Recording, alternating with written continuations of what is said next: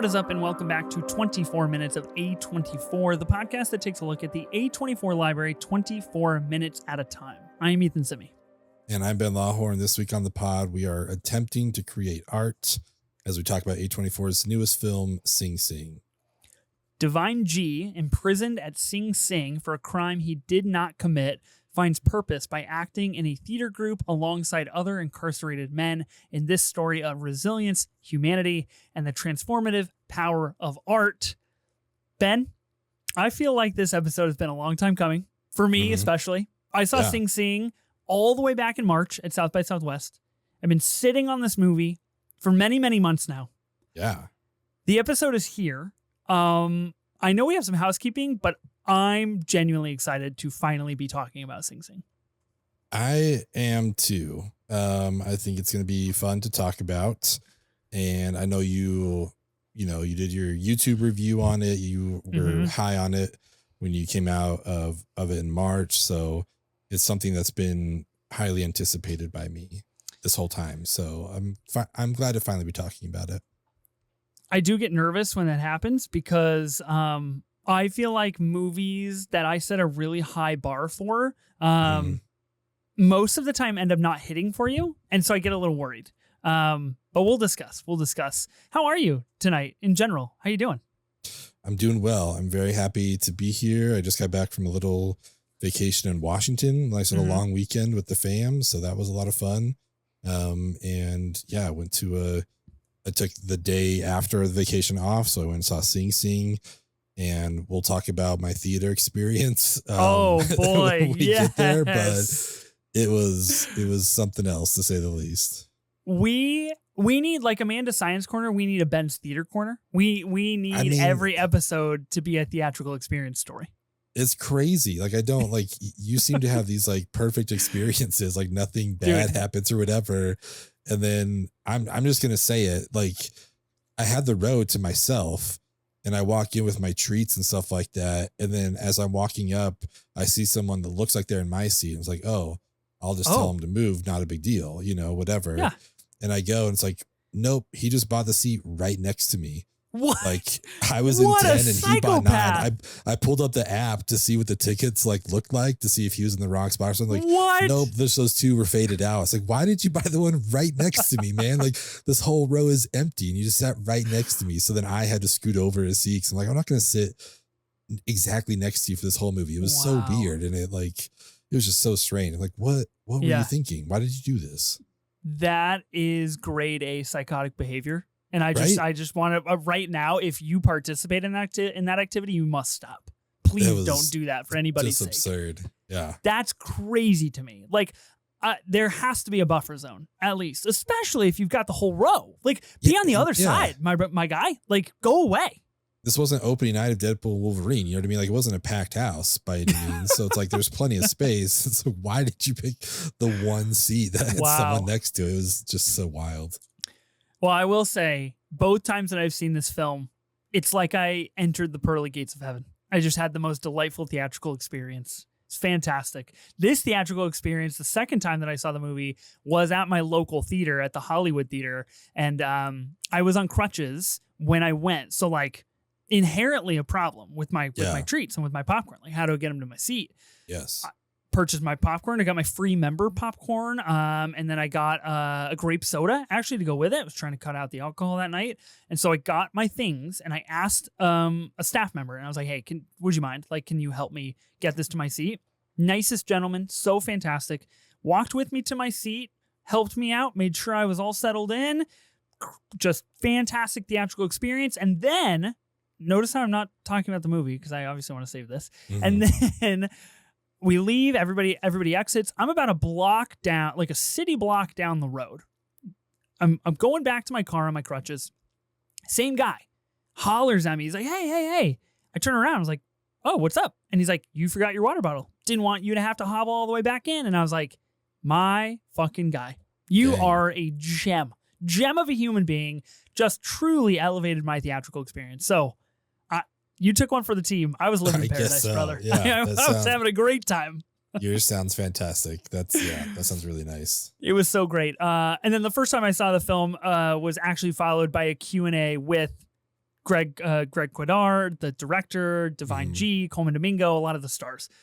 So I got to admit, both my theatrical experiences for Sing Sing were quite elevated, pretty good. Pretty solid. So, of course, this movie came out in 2024, directed by Greg Quidar. Runtime, 1 hour and 47 minutes, which I have thoughts on. I want to stick a pin in that.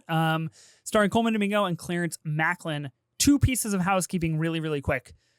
I feel like we've been talking about Y2K every week for 18,000 weeks. And we're going to do it again because we just got the very first trailer and the very first poster for Kyle Mooney's Y2K starring Jaden Martell, Rachel Zegler, and Julian Dennison, alongside Kyle Mooney, of course. Mm-hmm. I want to start with you because I've seen Y2K and I've got thoughts. But what did you think of the trailer? I thought it looked kind of interesting. I think I'm very curious how we both experience this movie. I know you already have, but just I'll do it again. I'll do it again for the pod. Yeah, for sure. I'm just, as someone who was in this age group when this takes place, you know, I mean, I was 16 in 99. So like this feels like this is the exact age. So like when I was watching the trailer, I was like, oh my God, you know, not to be all like nostalgia South Park member berries, you know, but it's just like everything that was going on. I was like, oh yeah, I remember I had like the middle part bowl cut. I remember that and one shirt, like all that kind of stuff I'm seeing, like, oh, this is amazing. So I feel like there's part of that that's going to like already put it at a good review for me because it's just going to feel like it was back in 99. I'm curious about the movie itself. I don't know. You know what I mean? Like that aspect of it, I'm kind of whatever, but I'm just more excited to like have someone like Kyle Mooney, who was also, you know, in that same age group and stuff like that, remaking 99 again in his memory. I'm curious to see what that's like. I'm more interested, I guess, in the production design of it than the actual movie, to be honest. I think that's a great stance to have. As someone who did not enjoy the movie when I saw it back in March at South by Southwest. I saw it at the world premiere. It was a midnight screening. Kyle Mooney, alongside most of the cast, including Rachel Zegler, Julian Dennison, and a couple people that might not be listed on the sheet. I'll just say that. They showed up and it was strange. I'll just put it at that. We'll talk about it come December when Y2K comes out. Which again, I find it to be an exceptionally strange release date for this movie. Gearing up for Oscars, gearing up for big awards pictures in December, and then we're just going to drop like a horror stoner comedy in the middle of December. I find that very strange. I'm not sure a lot of families will be interested in seeing that over their Christmas break, but I could be very wrong. I thought the trailer was okay. I thought it gave away a lot based on what I've seen.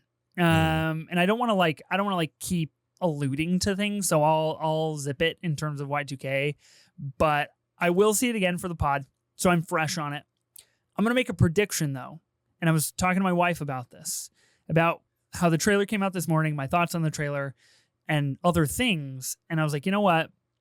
I think Ben's going to love this movie.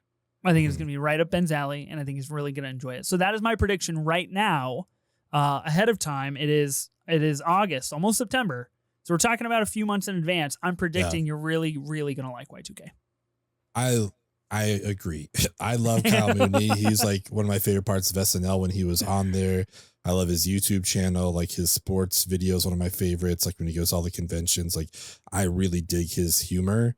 And again, like when this is taking place and all that kind of stuff, I just feel like it's going to take a lot for me to not like this movie. Yeah. I'm not saying it's not possible, but I'm going into this like excited, you know what I mean? And ready to go. So I agree with you. Like, I feel like there's just going to be some bias, and I don't know how like objective I'll be able to be about it. It's just like, I don't know. It's Kyle Mooney set in 99. Like, great. I'm into it. Yeah, no, totally agree. I hope the best for you. I genuinely do. Thank you. Second piece of news. We've talked about this before on the pod as well. Interesting that it's back. Friday the 13th prequel series is now moving forward again at A24. It was off the burner for, I don't know, 4, 5, 7 weeks. And then news came out yesterday, as of recording, that like, yo, it's coming back. A24 is back in it, and we're doing it again. I don't really get what's happening with the project. Why does it keep going on and off? That's all I want to know. I have no clue. And I mean, this is a TV series, right? Like it's not a Yeah, movie. They're doing a yeah. TV show. Like It's I got don't it's know. got Paramount Plus written all over it. Let me just throw that out there. Yeah, 100%. I think that's got to be probably where it ends up. Or they'll just bury it on Apple TV like Sunny and all these other shows that Okay, they do, and then they what's don't go promo it. what's going on with Sunny? Haven't seen a soul talking about Sunny, and until you said it, I was like, oh, forgot about that show forever. I Yeah, kind of I I kind of think want to everyone has.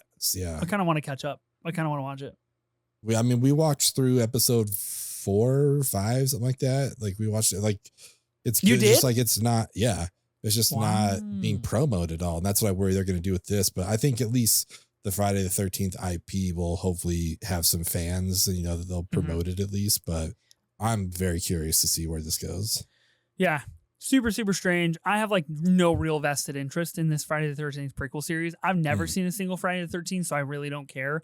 I just Yeah. find it strange, like you said about Y2K, from a production standpoint of like what's going on behind the scenes, and generally things that are like on and then off again and then on again and then possibly off or finding a new showrunner, like what they just generally don't work out. Like that's just pretty good rule of thumb, is like too many chefs in the kitchen. So I don't know. I don't have great faith for it. Any other random things to talk about? Any other random A24 things? I did really like the intro logo on the Y2K trailer. Had the AOL like dial. I'm glad you that was mentioned kind it. of cool. It was really good, and it made me think of mid-90s, and it made me think of Midsommar, and like movies where they made cool logos. I feel like they don't do that anymore. Yeah, so I really like that a lot. Like, oh, it was on there for like a second. It wasn't on there long enough, but I loved it. What's like the last movie that we got like an authentic A24 logo? I don't even know if Maxine did it. Like Maxine, perfect opportunity. A knife comes from like the black to cut the A24. Yeah. What are we doing? I saw the TV Glow had to have one. No? Yeah. Am I they must misremembering? have maybe like a neon one or something like that. I don't know. Had to. Last thought that I had, you mentioned Kyle Mooney, pretty good and never going back. A really not great movie, but he's elite. He's elite in that film. We'll just put that out there. Okay, let's talk about Sing Sing. I want you to go first for sure, because I'm really high on this movie. Okay. And I think it is truly fantastic, and I just really want to know what you think. It's eating me up inside. I felt like I was watching a beautiful car be built, like a Lamborghini or a Ferrari or something like that, like for like an hour and 7 minutes. Or hour and 47 minutes. I was like, oh, this is amazing what they're doing. Immaculate attention to detail. What they're ending up with is rather beautiful. Unfortunately, I'm not a car guy, and I just didn't give a shit. You know what I mean? I was just like, it's a car. Okay. God damn it. And that's kind of how I felt after this. I was like, I know what I just watched was like objectively good, but I just didn't care about it the way that they told the story. I was really surprised by that. And it's impossible to like avoid, it's hard when, for example, your co-host makes a YouTube video that's titled Sing Sing Best Movie of the Year. It's hard not to go into it. I could not do it. That's the thing. I couldn't wait until we did the pod. I literally love the movie so much where I was kind of like, fuck the pod a little bit, because I gotta talk about this movie. Yeah, and I hold no ill will. I don't blame you at all. Like, I understand that you want to get that out there, and that, like, the way Letterboxd exists, like I can see people and their thoughts on it, all this kind of stuff. So, but it's hard sometimes to set that aside when you go into a movie, I kind of did that with After Sun, and while I was watching it the whole time, I was just like, man, I don't know. I can't believe you said this was a favorite movie of the year. Obviously that hit me the next day. I was like, oh my God, that's a fucking amazing movie, So sometimes it's hard not to think that. But as I was watching this movie, I was like, there's nothing necessarily bad in here. I didn't like the storytelling aspect, like the way they told the story, I guess, because it just felt real cozy or something, like just soft and just kind of quick, I guess, if anything. I didn't feel a connection to a lot of the characters that I felt I should have. I mean, one of the good things about this movie is that so many characters get time, which is really Mhm. cool. You know, like a lot of the side characters get a moment, and I think that's all great.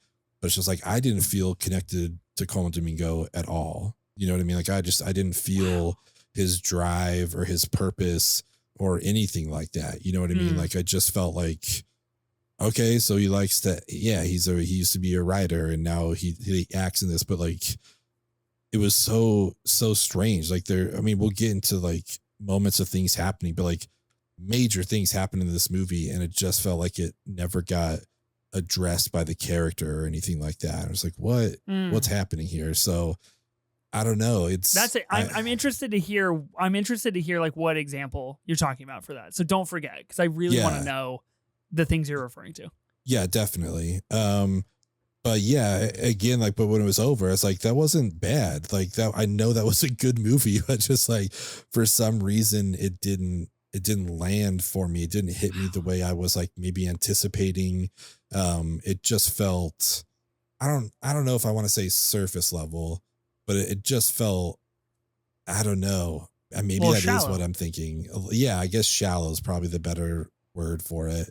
It just felt like there was a lot more that could have been done with this story than was done with this story. So yeah, I don't know. Like, I know I was watching something beautiful, but I just was like, best movie of the year. It's like, damn, dude, this has been a rough year then, I guess. If this is the Oh best my movie of the god. year, that's wild. That's a wild thing to say. But, there's still a few months Oh my left. god. You can change your mind. I just genuinely, I don't even know how to go on with the pod. I don't even know what to do. I don't even know what to say. What do I do? What do I like? Do I have to defend this movie now? Like, No, this not is at not a all. film that I thought I would have to get on here and be like, but here's why I think it's really good. I, I just, this is amazing because it's exactly what I thought was going to happen. And I said it at the top of the pod, and I was like, generally, you don't agree with me when I'm really high on movies. So this is my second favorite movie of 2024. This is Mhm. behind Challengers. And so to that point, I do really resonate with this film, and I actually do have it rated as a 5-star movie. Mhm. Um, I it's so fascinating to me because I think this movie is exceptionally deep, and it really manages to. You mentioned like how it's kind of soft and delicate. I think that is like an absolute highlight of the movie, and like I think it's a feature instead of a bug. Mhm. And I think the story only works because it does have huge moments and it keeps pushing forward with those moments. And I think that is like the important storytelling that's happening. I, of course, like I said, when I saw it at South by Southwest, like the day before I saw it, I went to a Q&A with Coleman Domingo and with Macklin and Clarence Macklin Mhm. and Paul Ricci and a couple other people, and like they talked about the production of it. They talked about how it was an equitably made project and all actors and staff received the SAG minimum and they were all paid the same amount, and they shot it in a real prison, and like that experience existed on set. And so like hearing about that, I was already predisposed a little bit to be like, wow, this is a project. Like Mhm. this is something special. Saw it the next day. Another Q&A like followed the screening. Everybody in that screening just like not a dry eye in the house, like standing ovation for this movie. And then when I went to go see it a second time just a few weeks ago, I cried even more. I was like first frame to final frame, just tears, just because I knew what I was getting into and I had seen it and I knew like what was going to happen. I think Coleman Domingo will at the very least be nominated for an Oscar, if not win an Academy Mhm. Award. I am interested to see if he is up against some people from like Conclave or like bigger movies that really haven't released Yeah. yet. I'm interested in that front. And I really hope that Clarence Macklin is up for Best Supporting Actor as well. Like that's how much I love this movie. Um, I think there's really something special about Sing Sing. So I think we should get into true cinema so we can like discuss our way through what works and what doesn't work for each of us.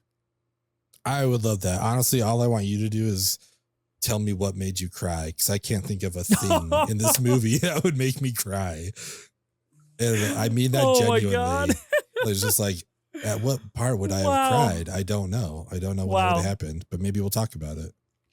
I can't wait, like in 3 years when you finally rewatch Sing Sing and you're like, hey, I was wrong. Hey, just to let you know, I was wrong. Just play back this clip. Yeah. Okay, let's do Truthsima. Yeah, let's talk through this movie. I feel like it's the best way to talk about Sing Sing, to kind of keep our conversation directed and steered, since we do have kind of differing opinions. So the first bullet point here, recruiting Divine Eye to the RTA group, which is like the theater group that exists at Sing Sing. Yeah. And they basically they watch him kind of hustle someone for money, and really starts off on a rocky front, because Divine G, who is played by Coleman Domingo, is like willing to go to bat for him, like at least have an audition. And so like to see him hustling someone in the yard, obviously doesn't play into their hand of like, oh, he could be a good audition for us.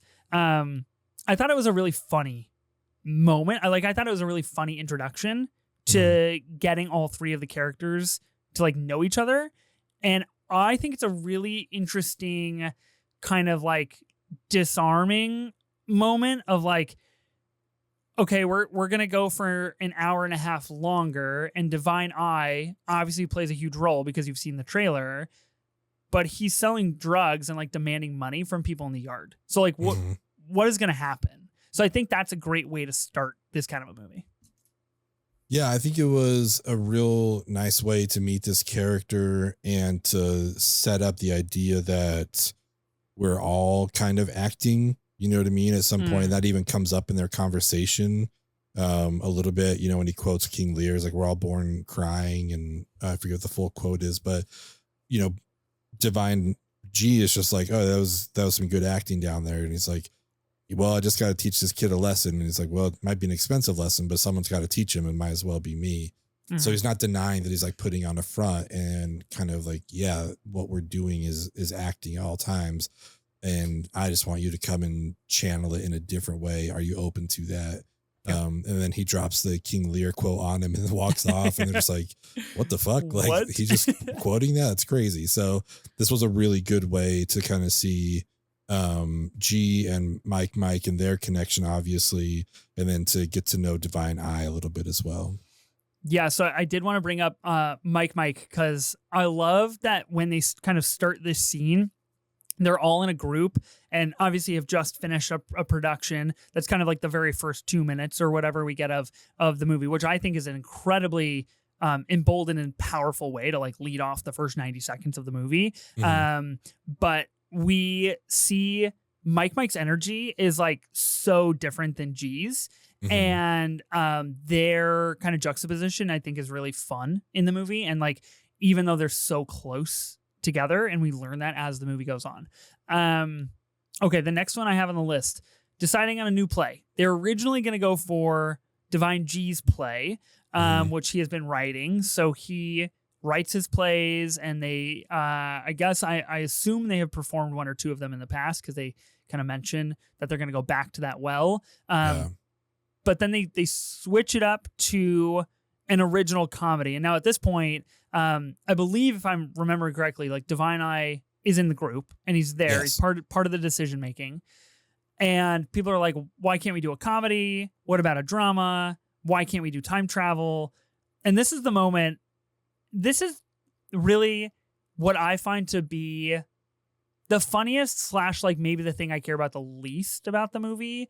So I have like kind of complex feelings about it, of like them doing a comedy, drama, time travel, crazy play, because the only way, in my opinion, that we traverse the emotions that we do in the film Sing Sing is by having this style of play at the core of it.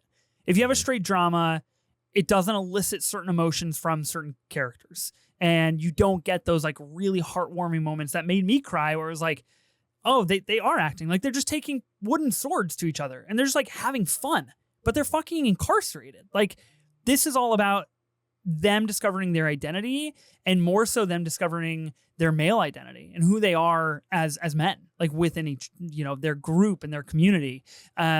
So I love this decision-making process because G kind of fades to the back and he's like, whatever you guys want to do, I guess we'll do. And then obviously kind of regrets like letting the reins go a little bit. Yeah, for sure. I mean, I think, with the vote, everyone wants to do G's play, but then Divine Eye raises his hand. He's like, there's enough real shit going on in here, enough sadness. Like, why can't we do a comedy or something? And then opens it up like a cowboy comedy, Egyptian comedy, which I've never heard of before. So many, kind of interesting ideas that all just get wrapped up into one.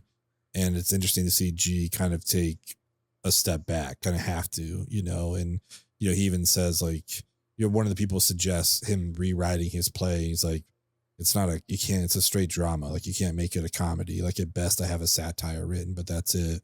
Yeah. So he's kind of out of his depth as well, I guess, going in with the comedy, but it's, for the greater good is what people want to do. So he's down to do it. But it's an interesting, I guess, pivot for him for sure.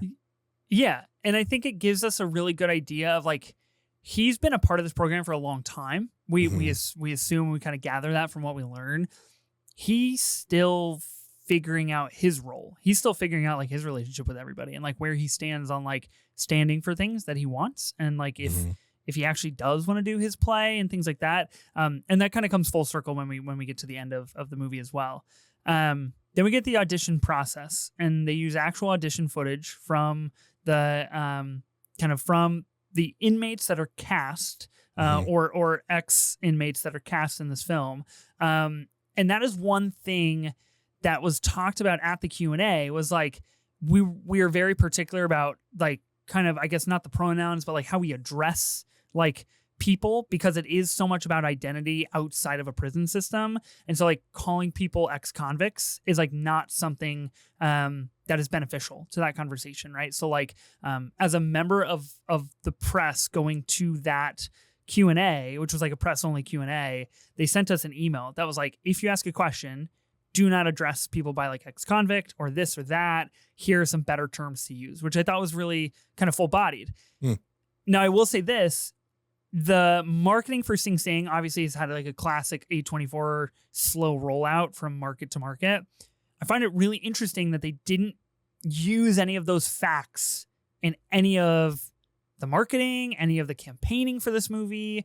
Like I've barely seen that talked about anywhere outside of like major headline articles.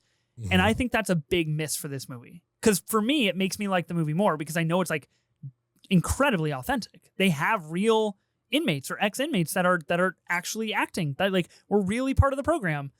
But you and others have no way of knowing that until the very end of the movie when the credits roll. And even then, that's if you like deduce what they're doing, with the footage, because it never even explicitly says like this is based on true events or anything like that. Like it's pretty just, if you can piece it together, you can realize that this was kind of based on a real thing. It's interesting. And, they even to that point kind of address that same thing in the movie where Divine Eye, uses the N-word and then G's like, we don't do that in here. We use beloved instead, and it's just like, so it's interesting to see that carry over. Just like they're very conscious about like the language that they use, even in this Q&A. It's kind of cool, but yeah, I think it's a misstep, I guess, for their promotion or whatever. Huge misstep in my opinion. I think it should have been like really something to talk about. And it was really weird too, because like the screening that I went to just a few weeks ago was technically an early screening. It was technically a week early for when Portland was supposed to receive Sing Sing. And so like there was an A24 rep there. Tickets were free. It was a sold out show. And the rep like got in front of everybody and was like, hey, thanks for being here. This is a new movie. If you like it, make sure like you tweet about it, put it on Instagram, whatever. If you don't, like that's okay too. Enjoy the film. And I personally was like, what the hell? Like you had everybody's attention. You could have just taken 60 seconds to be like, yo, this was an equitably made film. They shot in a real prison. They're real inmates here. Like that changes the perspective of this film. And like, for sure, even the A24 rep was just like, watch the movie, have a good time. And Yeah. I like, again, like, I don't know if that was that guy's thing or if they were, not instructed to do otherwise, but like huge fucking missed opportunity in my opinion. And like, I know we get on here and we sound like, old guy yelling at lawn, but like, it's like A24 fucked up again with their Mhm. marketing. I just don't get it. Anyway, I'm obviously I get very riled up about that. So I think it's crazy. I loved this audition process. I thought, again, one of the funnier moments when G auditions to be Hamlet, I Yeah. believe. And then they're like, thanks, G. We got someone else auditioning for Hamlet. So can you leave the room? And he's like, hold up. Like someone else is auditioning for Hamlet. And him and Divine Eye kind of have that moment in the hallway. And I find this to be a really pivotal small moment for G because the camera holds on him and we stay in the hallway with him a little bit. He is fucking perplexed. He is like, why? I'm Hamlet. Like I'm the guy. I'm the senior guy here. I've been doing this a long time. I helped run the RTA. You're the new guy. Why are you coming in here battling for Hamlet, the star of the show? And I think it's a really interesting, like, kind of come to life moment of this power dichotomy that lives in the prison system, and every day is a battle for power over one another, whether it's in the RTA or in the yard. So I thought it was great. Okay. That had one of my favorite lines too, was their exchange as they, swap places, because G, he's like, man, you're the one that pushed for this original comedy. And now you're coming in here to like, drama role. You're trying to go for the only drama role written here. It's like, what the hell, man?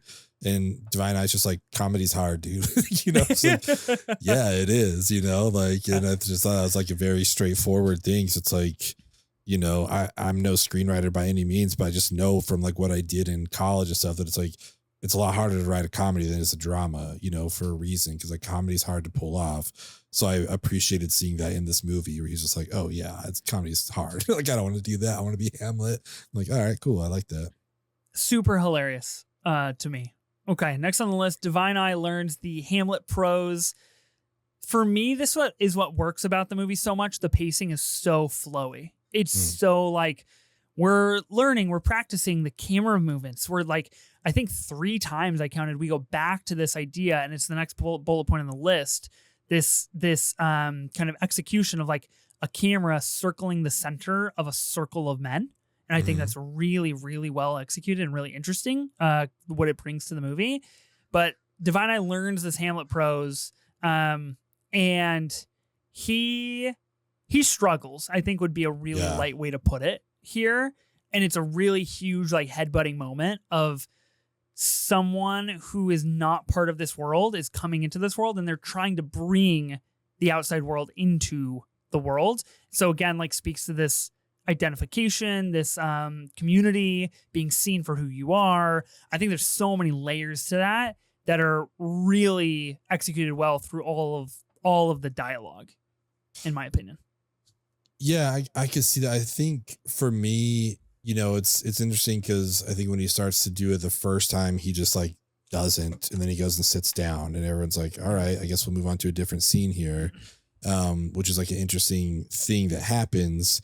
And then later we have G kind of teaching him the way that he learns his lines. It's like just underline the action, or memorize the beginning of the paragraph, that kind of a thing.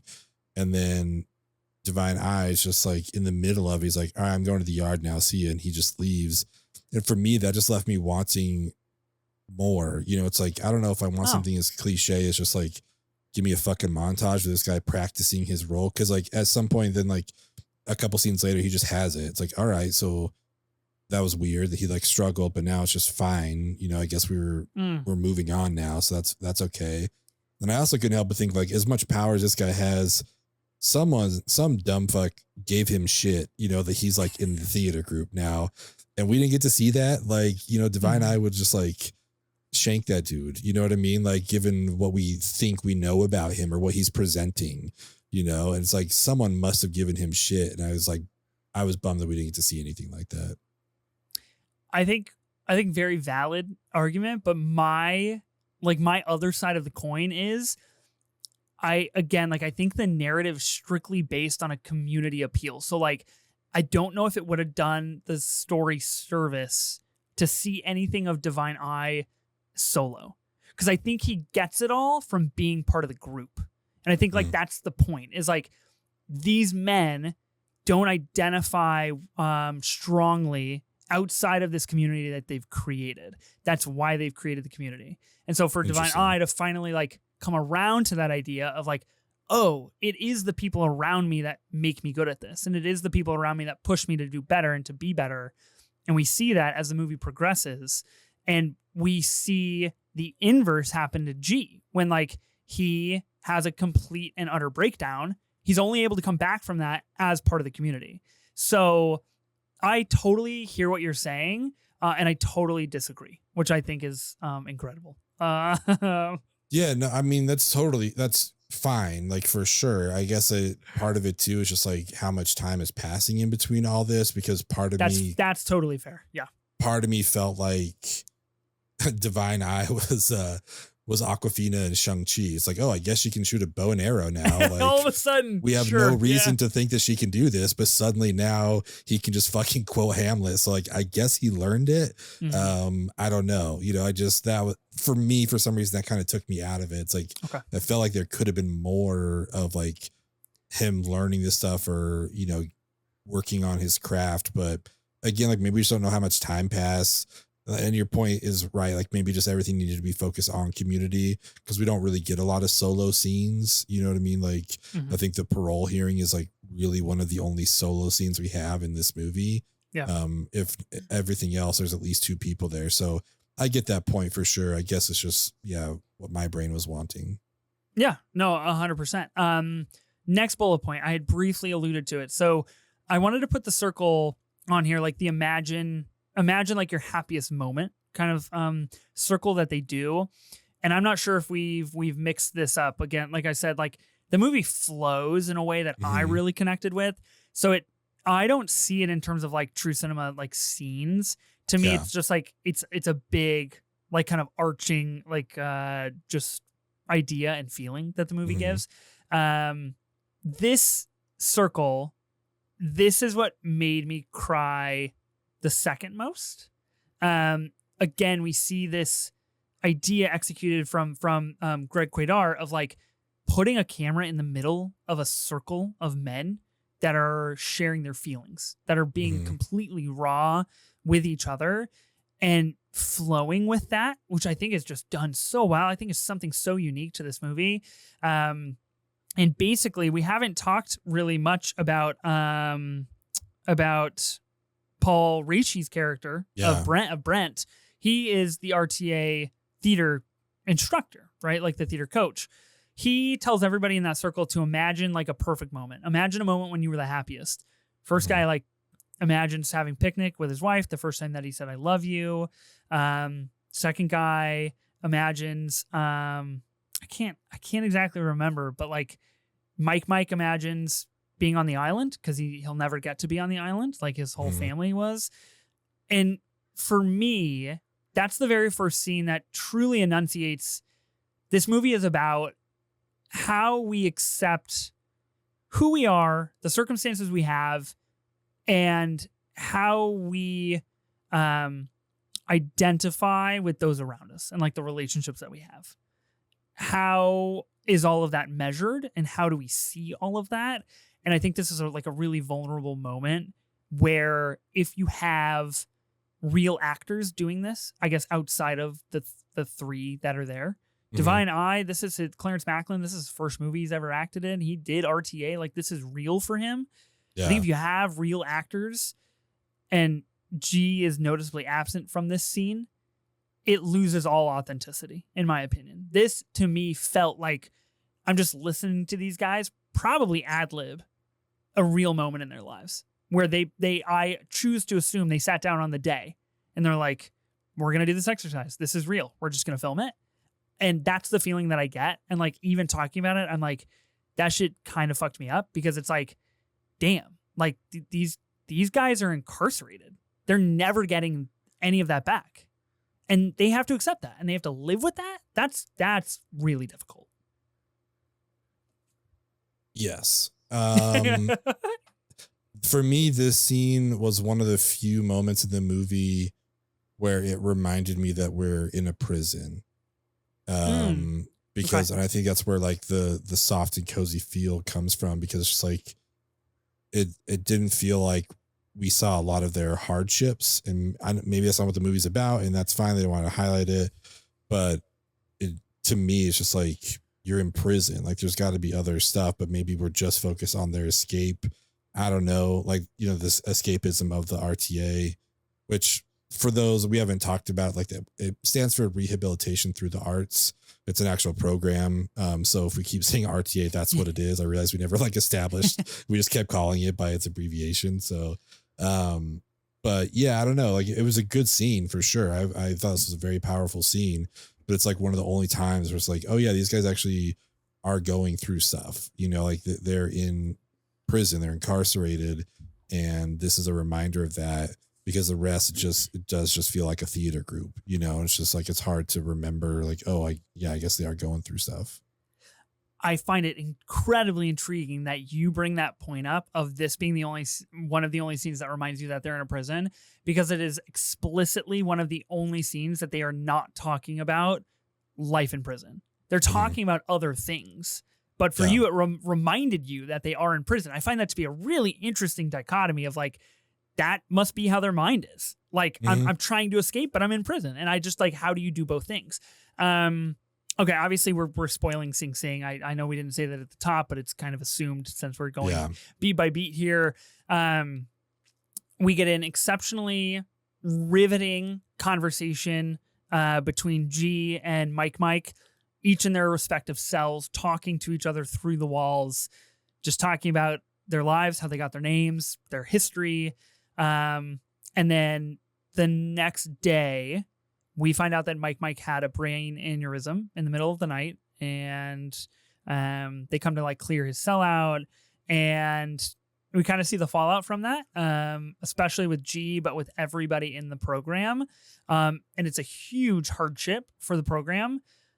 I agree with your point of like how much time has passed, because I'd be really curious to know how we get from Mike having a brain aneurysm to when they do the show. Like, is that 2 months? Is that 6 months? Is that 9 months? Like, I'm curious what that healing process looked like. This, for me, the first time I saw it, I was like, oh, that's kind of out of left field. Like, I don't know if I vibe with that, like, hard left, even though it is based on a true story of like, whoa, okay, like, we're taking the heat off of the play, and now we're focusing really insular on how people deal with grief.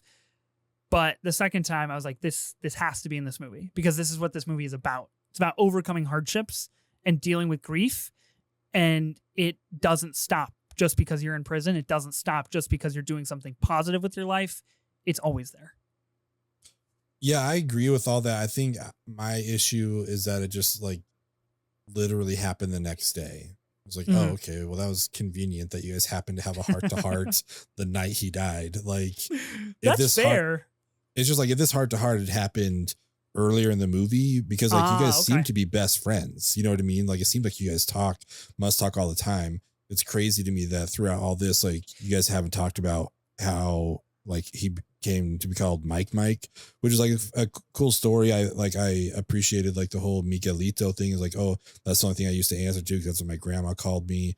And I only got called Mike because I came in with another Mike. So I just became Mike, it's like, that's the only reason that I have that name. So like, I enjoy their back and forth and stuff, like, cause I could see that being a real thing, like not in prison by any means, but like I've spent time secluded with just like one other person. And at some point you're just like talking about anything and everything. So like, I totally understand that. For me, it was just like, okay, the next day, like for real, like I think this could have it probably would have hit me harder if this had happened earlier, and it wasn't just a smash cut to like brain aneurysms. Like, all right, I guess. Like, you're just a hater, Ben, certified hater. And holy I get that that's how like life works. Like, you don't expect it and it just comes, and I understand that, but for me, this movie, I was just like, whatever. Sorry, Mike, that's a bummer, but like, this is weird. Oh, I think that's hilarious. You're like, tough heat, brain aneurysm. Let's go. Let's move on. Sorry, dude. Who's getting your room? Like, who's the next guy? Yeah. Look, I mean, I get it. I disagree, but I get it. I think that's hilarious. Divine G has his parole hearing. You briefly mentioned he gets denied. And then basically gets interrogated. Are you acting right now? Mm-hmm. I also broke at this scene. I was like, cool. So like I know, you know, the message out there, and I know anybody with a brain knows like the prison system is messed up and it's rigged against racial profiling, and I think this movie tackles that in a really great way. This is like the nail on the coffin for that thematic element of the movie where it's like, cool. So like they just don't give him a fair shot because he runs the RTA. Like, what the fuck? Like, that's incredibly unfair. And then Divine Eye gets his parole approved. G starts to help him, even though he kind of doesn't really want help. He's like, let me know if I can help you. Finally comes back around to it. And, you know, we see Divine Eye get a very small envelope. We see G get a really fat stack. He mentions that if it's a big, big stack of papers, you're stuck. And if it's very thin, you're getting out of here. And they kind of have, again, like a heart to heart where they had a blow up earlier in the movie by that window, that one window that overlooks the river. And I thought to like come back to that specific location at a different point in their lives was really smart of the movie. Can I just comment on the unintentional funniest part of this movie to me is like, of course, when they're having this blow up and it's right by this bright fucking ass window, you know, when they're looking out and stuff like that. And Divine Eye is just like, also, don't take me to a dark corner. It makes me nervous. I was like, dude, this is the brightest fucking part of the whole movie. Like, what are you talking about? Yeah, this is not a dark corner. I get what he's saying, but it's just like, it was just literally funny because like, you are so well lit right now, man. Like, this is such a bright fucking corner. They film it there is because it's a fucking gorgeous corner. Yeah, exactly. Like, yeah, it was great. Yeah, no, I mean, the parole thing I thought it's devastating for G for sure. And honestly, the Divine Eye wouldn't have even gotten the parole if G hadn't done the work for him. So there's that like second level of just like, fuck, man, like I can't even get it for myself, but I get it for someone else. Like there's that aspect to it. So like, yeah, I mean, this was a devastating aspect of the story for sure. Next on the list, we only have a few to go. Divine G has a meltdown during dress rehearsal. I'm curious what you thought of this moment because this is like a big emotional breakout moment for the movie. And to me, it kind of felt like, okay, we're taking off the binders here. Like we're really letting Coleman Domingo capital A act. And we're really diving into the mental well-being of G especially, but everybody that we're dealing with. We get a little bit of an emotional breakout from somebody earlier in the movie, but not on this kind of a scope. Yeah, I think for me, I was happy to see the emotion because it just felt like a lot of stuff hadn't been addressed, you know, specifically Mike, you know, it's just like, oh, I mean, he doesn't seem to be handling it well, but he doesn't seem to be not handling it. You know, it's just like moving on. I forget exactly where the part is where I's talking to him and he's like putting away the chairs. That has to do more with the parole or with Mike, but he's just like obviously pushing it all down. So it's good to see him have this kind of blow up and show some emotion because so far nothing has really been addressed as far as his feelings with everything that's going on. So it's like it was a very powerful moment of acting. I just couldn't help but, and this is like a brain disease that I personally have. As you know, when I watch Maestro, I just can't help but think every time there's a capital A actor, like capital A acting, I'm like, oh, this is the clip. This is the Academy Award clip. Here we go. And so like, you know, I couldn't help but think about that when this happens. And I was like, this is the clip. Like, I don't know what more you could possibly want out of a performance like this. I think it is a great finally like let off the steam moment of like we've been boiling for 80 minutes now and we need something to happen and something to go wrong for G, somebody who has been so like fervently positive this entire film. I also know we didn't mention them putting on like the dress rehearsal for the board members trying to get more money for their play. Fucking hilarious stuff in my opinion, just hilarious up and down. Yeah, I like that the guy comes back and he's like, what a wild scene you guys chose. But they liked it, you know. It's like, yeah, that was a wild scene to use for sure. Yeah. Crazy. Okay. Ex-prisoner and RTA member comes back into the class. They surprise kind of all the members. We do like another rendition of this circle exercise again. This moment also got to me because this is like the moment that I really, really connected to, because Paul Ricci's character basically says, Brent tells them, okay, here's the exercise. Imagine someone you haven't seen in a long time. Could be a best friend, could be a spouse, could be someone that is living, is passed away, whatever. What do they look like? What are they doing? Are they skinnier? Are they taller? Are they, do they have age wrinkles? Like what like imagine them. Mhm. And like I lost my best friend like 18 months ago. And so like that activity, and I know I talked about this when we talked about the Iron Claw, of like, oh, Mhm. it just so happened that like my best friend also was an amputee, and like so was Jeremy Allen White's character, and like he also touched grass with his feet that didn't exist when he died. Like Yeah. that just so happened to be the moment where it's like, oh, this movie is for you kind of thing. So like this exercise to me as well is like, oh, I can't not think about like, yeah, what would he look like? Mhm. What would his life be? So I found great personal connection in this scene, and it felt like the actor who comes in to talk about his life outside of prison, talk about fucking waking up at 2 a.m, making grits, hitting the freeway, going Yeah. 65 with the windows down, and then having to put his dog down. Like that just felt that the team was just like, yo, get in the circle and just like tell us how life is for like 6 Mhm. minutes. And it just felt great. It just felt so fucking authentic. Yeah, it was cool to see someone come back that had like graduated from the program, that seemingly some of them had a connection with. And yeah, just to hear him recap what life is like right now. Maybe to give some hope to these guys that might be able to get parole or whatever. And just kind of show them that there's more out there worth living for. I thought it was a great scene in this movie. Okay, 2 left on the list. Divine Eye asked G to come back to the group because G is kind of like basically instituted like solace for himself and is like, I don't want to do this. I can't do this. Yeah. This would be the biggest problem I have with the movie is like, what is the amount of time that's lapsed between like this big freak out that we have and dress rehearsal obviously like goes sideways and then they put on the show. Like, are we talking about like a week? Are we talking about 7 weeks? Like, I'm really genuinely curious about how long it took G to come back, how long it took Divine Eye to grow the confidence to ask him to come back. Like, Mhm. I think there's a lot of questions there.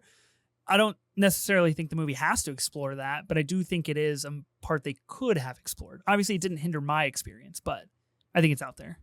Yeah, no, I think that's all really valid. I was very curious, like what kind of time, yeah, took place over this. I was also curious. One of the things I was curious about is like how they decided to handle Mike's, you know, the loss of Yeah, him, interesting. with all, because he seemed to have a lot of roles in this thing. So it's like, I think that could have been an interesting point of discussion for the group to have and for us to witness. It's like who wants to take these things. Obviously, we see like a part there at the very end that Divine Eye took one of those roles, which was kind of cool to see him step in there.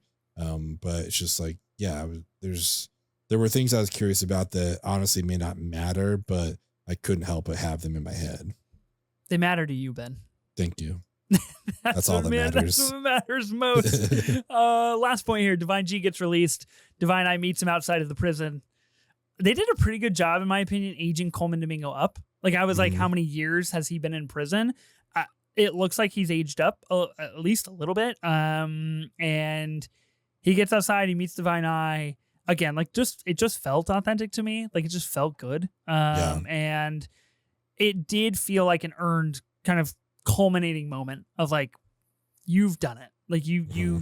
you've beat the system. You've succeeded, even though they didn't want you to, kind of a thing. And ends with like an original song, which I thought was really beautiful. I think the score in this movie is just delicate and perfect. And I thought it was a great way to end the movie. I loved him just rolling down the window just to have his face just Yeah. feel the air. You know what I mean? Like I thought it was such a beautiful moment because he hasn't felt anything like that for years. There's just no way. And like that's what you would do. So yeah, this was great. It was nice to have Divine Eye pick him up. and for them to reconnect. Yeah. True cinema moment. What are you gonna go with? Since you didn't feel anything this entire movie, I know it's a hard pick. Yeah. Man, you go first. Let me think about it. Okay, well, I was gonna ask you if I could cheat and just choose the whole movie, but you're gonna say Stir no. it up.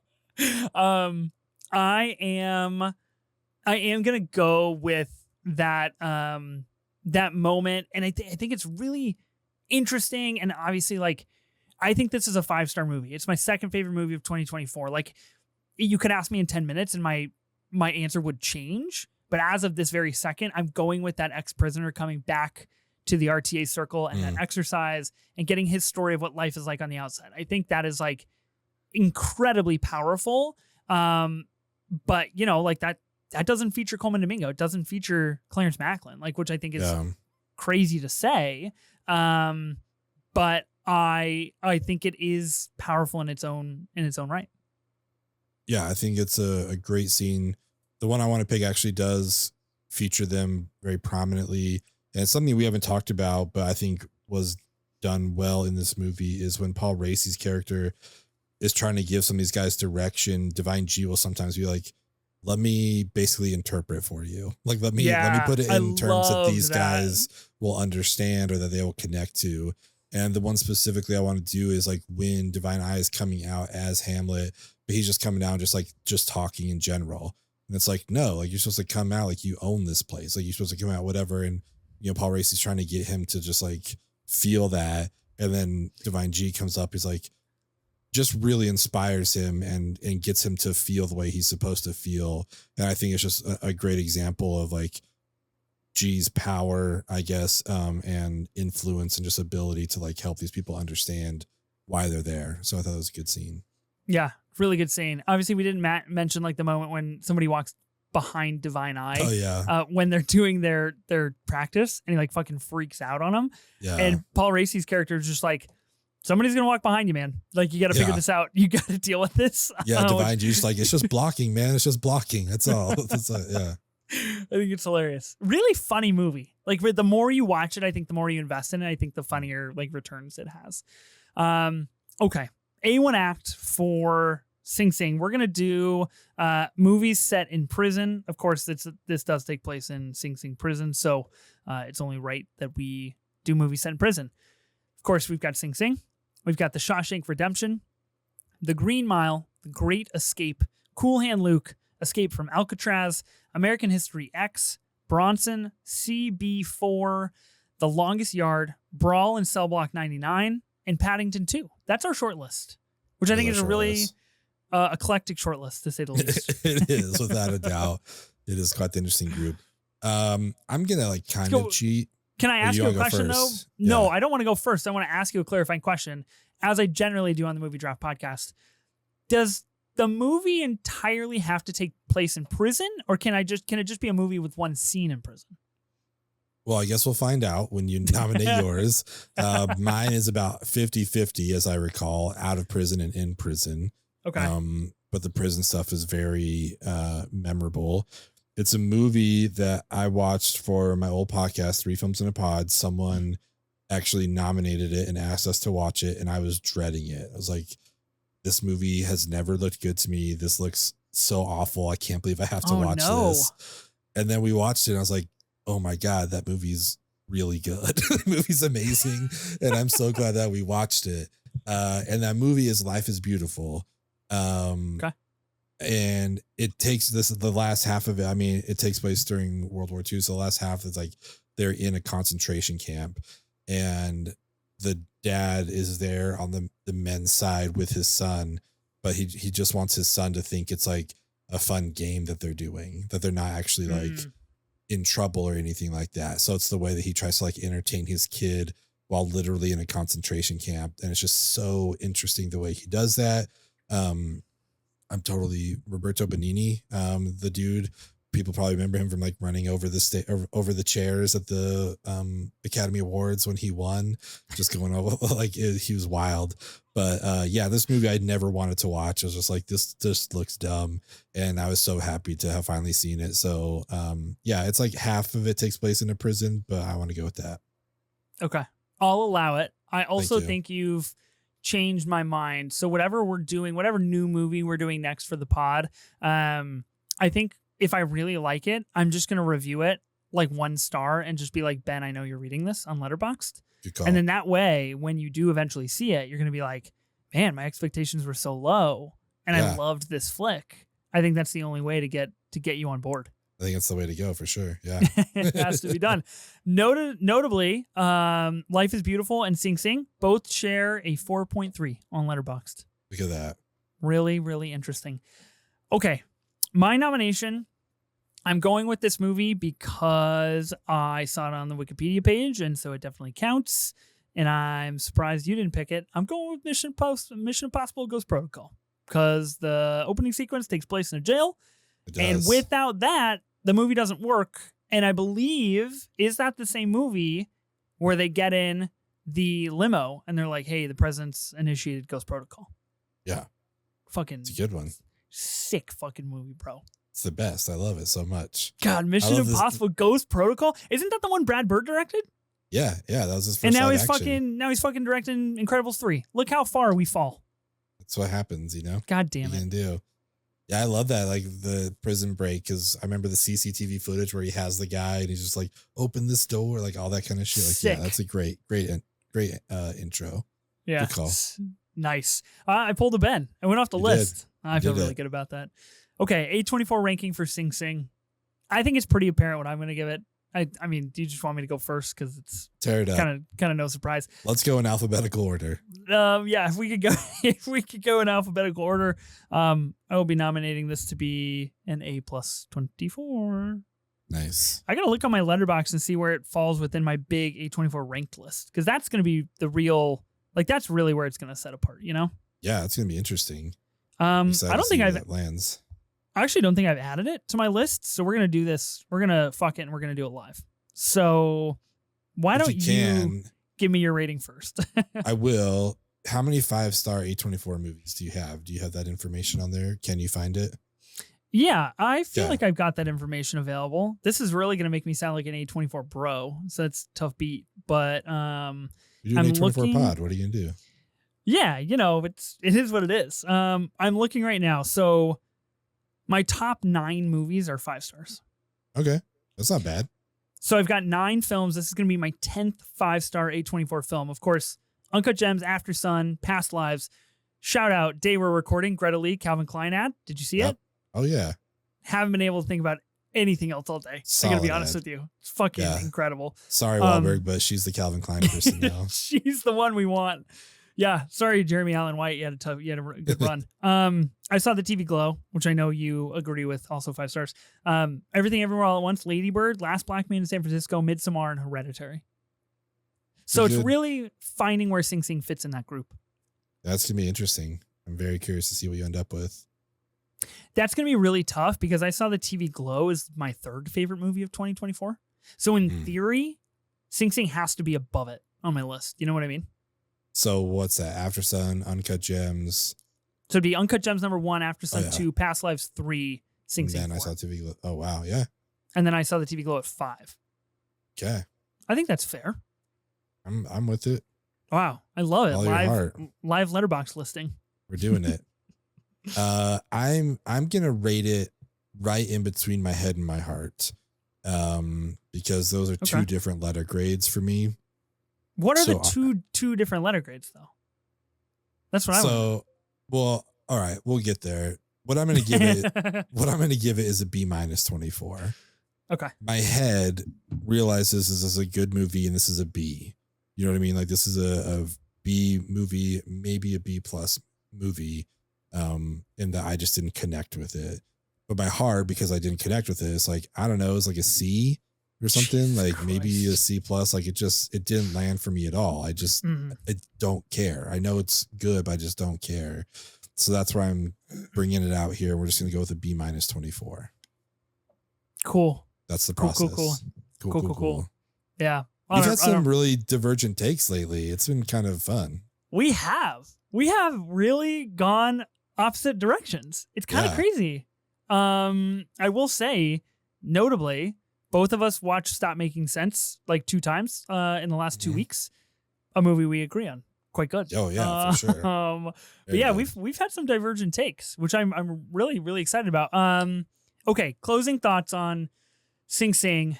Anything else you wanna share? I'm really interested to see if we're gonna have closing or divergent takes on our next few movies that like we're going into the back catalog of A24 for. Presuming that we're going to do 24 minutes of the Oscars again, I feel like this Mhm. will probably get nominated. So I'm very curious to see how my opinion changes on a rewatch. I'm Ah, very curious yes, about that because I do feel like it's a good I don't think call. it'll go any lower. I think if anything, it would only improve. So I'm curious to see what that will be like. Maybe in a scenario where I get to choose who sits next to me and it's not just some random dude, maybe that will help. Who knows? But I'm very curious, assuming we're probably going to rewatch this. Yeah, I would assume so as well. I think it'll be really interesting. I know this is like our first mention, and we are theoretically in August, which is like we're like 7 months out from the Academy Yeah. Yeah. Awards. But we've got a 10-week lead time here on this pod, so I am interested to see if Sing Sing will be a Best Picture nomination. Mhm. I think 2024 has been a weird year for Best Pictures, like potential Best Picture nominees so far. And I think a lot of them are still playing upcoming festivals and will be like November, December releases. Like we're like Bob Dylan biopic. Like, Oh yeah. how would that not be a Best Picture nom? Like things like that where it's like we just like don't know anything about them. I worry that Sing Sing will be out of the bracket. So I don't even know if you're gonna have to rewatch it. We'll see, but judging by everyone that I follow on Letterboxd, this is a 4.5 or 5-star movie. So I'll be Fucking surprised if we 5-star don't flick. end up rewatching it. Yeah. Yeah. We'll see what happens. Fingers crossed we get to rewatch Sing Sing. Maybe you'll just make me rewatch it, even if it's not nominated. Who knows? Probably. I'll be like, Yeah. yo, we got a spare week. Let's revisit. Fired up. Yeah. I'm excited. Next week on the pod, we are doing a movie that barely anybody has heard of. It's called Barely Lethal. I don't know a lot about this flick. I don't know anything other than like looking at the cast. I'm like, there's some fun people in the cast, but what the fuck is this movie? I have no idea.